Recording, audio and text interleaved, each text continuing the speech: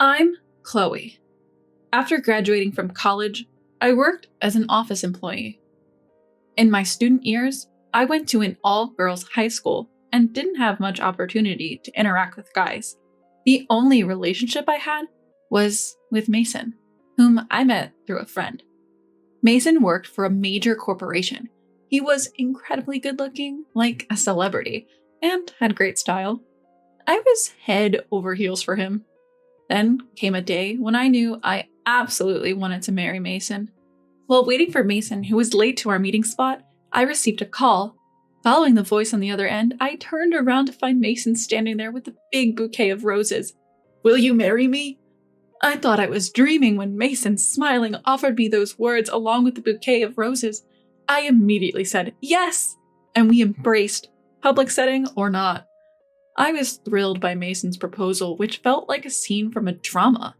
Little did I know then what Mason's true nature was. After getting engaged, Mason and I started to talk about practical matters concerning our marriage. First, there was the issue of our parents. Both Mason and I are only children, so we'd have to take care of our parents eventually. We decided each would look after their own parents, so we wouldn't burden each other. Next, we discussed whether to combine our incomes or not. I was okay with merging them, but Mason said, "We shouldn't rely too much on each other's income, so let's keep them separate." I agreed. Following that, we decided not to disclose each other's savings. We agreed to each contribute half to our living expenses. Other decisions included the number of children we'd like to have, the area where we'd live, and whether we'd opt for a standalone house or an apartment. There were many decisions to make, but I believed I could do anything if it meant spending my life with Mason. When we went to announce our engagement to father-in-law and mother-in-law, whom I'd met before and gotten along well with, that belief started to waver. As usual, mother-in-law and father-in-law welcomed me warmly with smiles and said, "Chloe, welcome." We entered the house, and due to the special occasion of announcing our engagement, I felt a bit nervous. In the living room, Mason, father-in-law, mother-in-law, and I took our seats. My in-laws happily congratulated us on our engagement. "I was wondering when you two would get married. I'm relieved that you've finally gotten engaged," mother-in-law said, and Mason chuckled shyly. I also felt my cheeks go red. While father-in-law and mother-in-law never stopped smiling at our youthful enthusiasm, something father-in-law said made me start questioning Mason. "So, when are you planning to move in together? We need to prepare for the move too. You're not thinking of living in this house, are you? It'll get cramped when you have children." Huh? Move in together? My bewildered expression made father-in-law and mother-in-law puzzled as well. Only Mason looked a bit uncomfortable. "Wait, what?" said mother-in-law, giving me a suspicious glance. "Chloe is going to be financially supported by Mason, right? It's only natural that you live together. I did the same thing. Isn't that right, hon?" Father-in-law nodded. "Yeah, that's true." Mason chuckled awkwardly and muttered, "Sorry." This meant Mason hadn't told his parents anything about our discussed plans for married life. This was the first time I felt disbelief and disappointment in Mason for not communicating with his parents.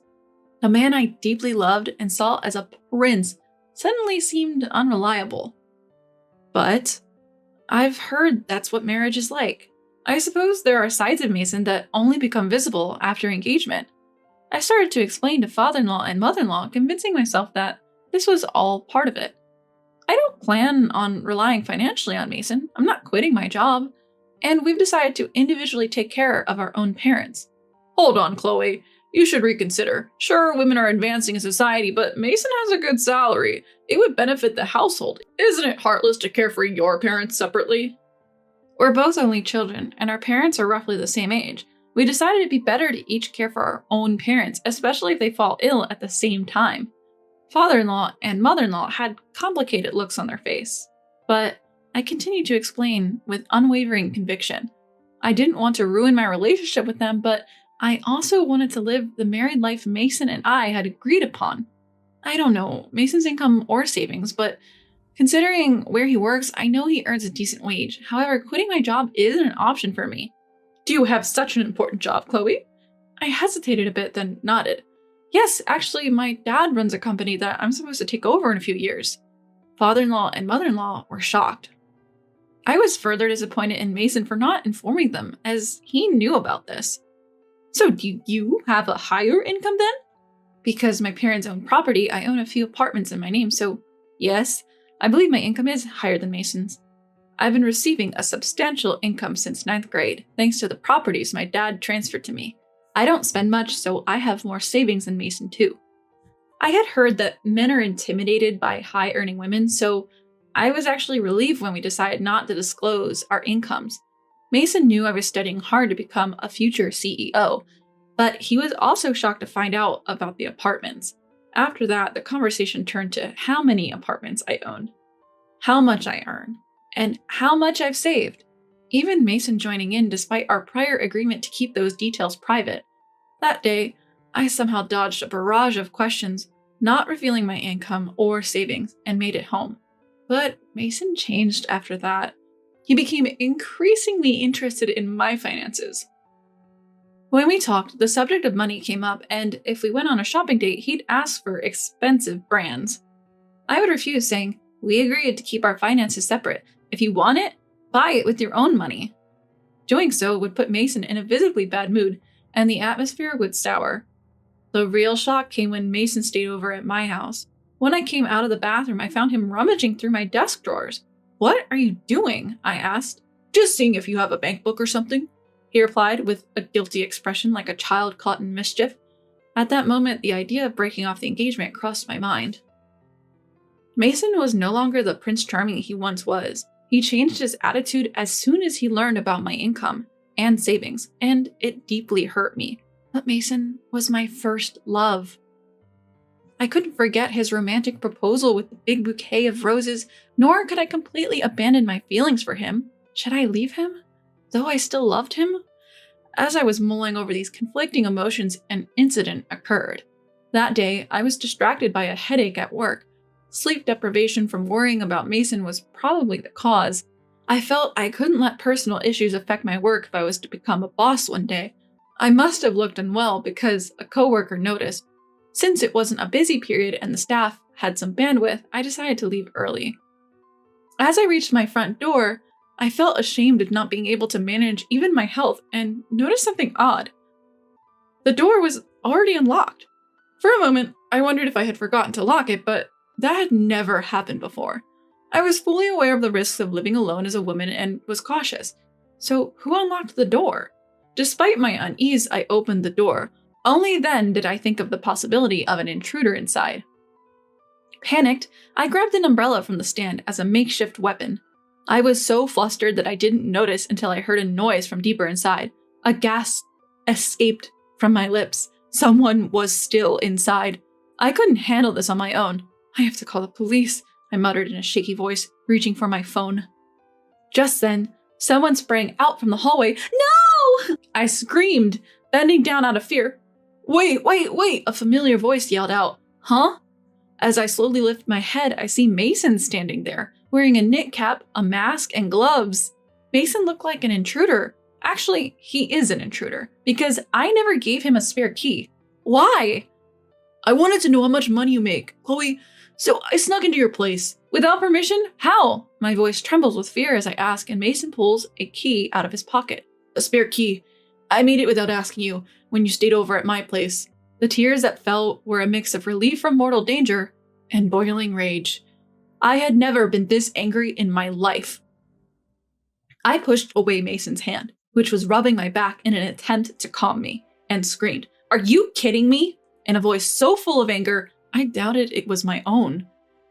Mason, who had only seen my typically calm side, was stunned and fell on his rear, but my rage wasn't over. "Making a spare key without permission is criminal, and what's with the disguise? Were you planning to steal my bank book if I hadn't come back?"